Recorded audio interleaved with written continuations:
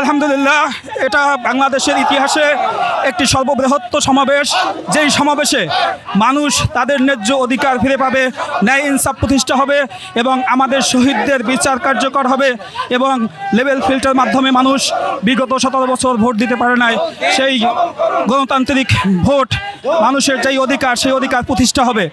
আমরা মনে করি আমরা আজকে এই বাংলাদেশ জামাত ইসলামের সমাবেশে যারা অংশগ্রহণ করেছে সকলের একই দাবি যে দেশে একটি ন্যায় ইনসাফ ভিত্তিক সরকার প্রতিষ্ঠিত হোক। জামাত যদি ক্ষমতায় আমাদের আসে, ইনশাআল্লাহ ন্যায় ইনসাফ ভিত্তিক সমাজ প্রতিষ্ঠার ক্ষেত্রে বিচারের ক্ষেত্রে কোনো বৈষম্য থাকবে না এবং দেখা যায় আমাদের সমাজে চাঁদাবাজ, দুর্নীতি, সন্ত্রাস, নারী ধর্ষণ সকল প্রকার অপরাধ থেকে বাংলাদেশ সুন্দর একটি দেশ পাবে।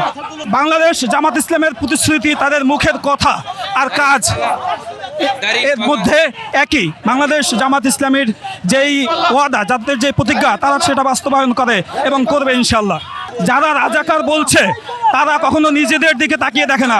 বাংলাদেশ জামাত ইসলামীতে সবচাইতে রাজাকারের সংখ্যা ছিল কম, বিএনপি এবং আওয়ামী লীগ সহ অন্যান্য দলের মধ্যে সবচাইতে রাজাকার ছিল বেশি।